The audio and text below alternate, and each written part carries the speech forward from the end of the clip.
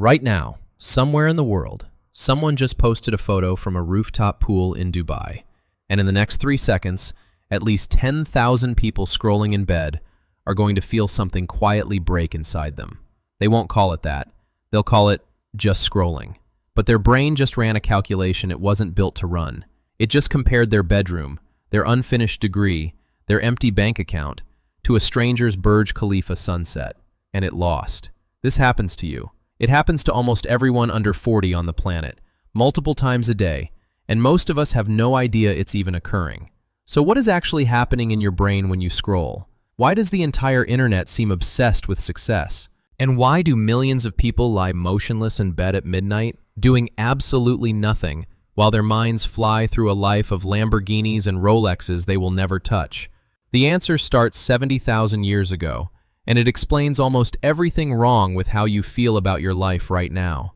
Let's start with the brain. Your brain did not evolve for Instagram. It evolved for a tribe of roughly 150 people. That's the number anthropologist Robin Dunbar calculated in the 1990s as the natural size of a human social group, the number of relationships your brain can actually track and compare itself against. For 300,000 years, that was your entire universe. You compared yourself to the best hunter in your village, the strongest warrior in your clan, maybe 150 people total, most of whom you saw struggle, fail, and age right alongside you. Now open your phone. In one swipe, you compare yourself not to 150 people, but to the most edited, filtered, curated, financially inflated, top 0.1% of 8 billion humans, every single day. Your ancient brain has no idea it's being shown a highlight reel. It thinks this is just normal life, everyone else's normal life, and yours doesn't measure up. This isn't a metaphor. It's a documented psychological mechanism called social comparison theory, first described by psychologist Leon Festinger in 1954. Festinger's theory was simple. Humans determine their own worth by measuring themselves against others, especially in the absence of objective standards. There's no ruler for, am I successful? So your brain manufactures one, out of whoever it sees most. And here's the part that should genuinely unsettle you. In 2013, researchers Hannah Krasnova and colleagues published a study on Facebook envy, tracking hundreds of users in Germany. They found that passive scrolling, just looking, not posting, was the single strongest predictor of envy and life dissatisfaction. And the most painful comparisons didn't come from celebrities. They came from friends, from classmates, from people the participants actually knew. Because a stranger's yacht is fantasy. Your old classmate's yacht is proof that it was possible, and you didn't get there. That's why scrolling past a celebrity in Dubai barely registers. But scrolling past someone from your graduating class, someone you sat next to in 10th grade, someone who wasn't smarter than you, standing in front of a Lamborghini, that one lands like a punch you didn't see coming. So why does the algorithm show you all of this? Constantly, relentlessly, every single day. Because success sells attention better than almost anything else on earth. Platforms don't optimize for your happiness. They optimize for time spent looking. And nothing holds a human's gaze like a threat to their social status. Every Ferrari, every private jet, every day in my life as a millionaire video is, biologically speaking, bait. Your brain cannot scroll past a status threat. It's wired to stop and stare, the same way your ancestors couldn't ignore a rival tribe's fire burning brighter than their own. Now here's where dopamine comes in, and this is the part almost nobody understands correctly. Dopamine isn't the pleasure chemical people think it is. Neuroscientist Wolfram Schultz discovered in the 1990s that dopamine actually spikes hardest not when you get a reward, but when you anticipate one, especially when that reward is unpredictable. That's why slot machines are addictive, and that's exactly how your feed is built. You don't know if the next video is a boring ad or a video of someone unboxing a Rolex on a yacht in the Maldives. That uncertainty is the hook. Your brain fires dopamine in anticipation, swipe after swipe after swipe, chasing a hit that rarely fully arrives. And here's the cruelest part. You get a small dopamine reward just from imagining yourself in that life. Neuroscience calls this mental simulation, And brain imaging studies show that vividly imagining an experience activates many of the same neural regions as actually living it.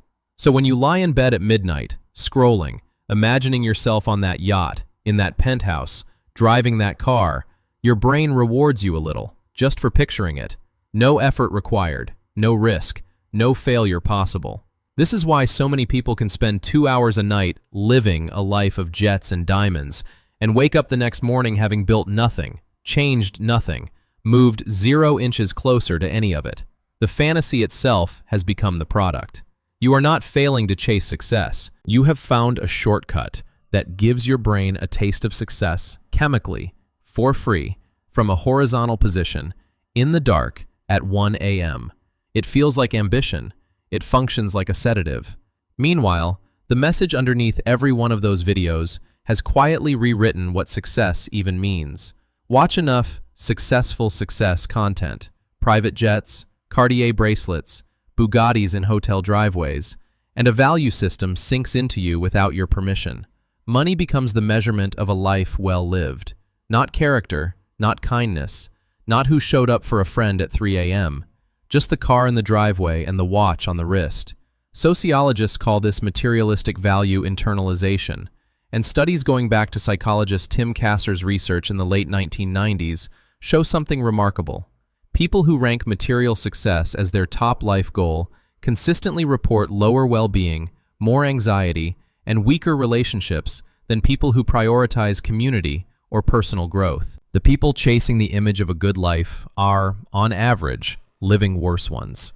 But knowing that doesn't stop the feeling, because the comparison isn't rational, it's automatic. Every time you see someone your age with more, your brain runs Festinger's ancient equation before your conscious mind can even object. And what it produces is a very specific, very modern emotion, one so common now that researchers have started studying it directly: FOMO, fear of missing out. A 2013 study led by Andrew Shabilsky at Oxford found that FOMO isn't just sadness. It's a distinct anxious state, tied directly to unmet psychological needs: competence, autonomy, and belonging. And it correlates strongly with social media use.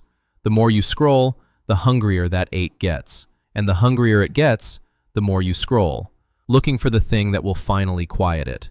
It never does. So, think about your own life for a second. Think about the last time you closed the app and felt worse than before you opened it. Think about comparing your career to someone from high school. Think about the version of yourself that exists only in your head, standing on a beach in the Maldives you've never even researched flights to. That version isn't ambition. It's a hallucination your brain manufactures to feel something without doing anything. For 300,000 years, humans measured their worth against 150 people they actually knew, flaws and all. Now we measure ourselves against a curated illusion built from 8 billion lives, edited down to their single best second. We were never built to carry that comparison. And most of us are carrying it every single night, lying in the dark, scrolling toward a life we're not living, mistaking the dopamine for progress, mistaking the fantasy for a plan. We didn't find success. We found a mirror that only shows us losing, and most of us never even noticed the switch.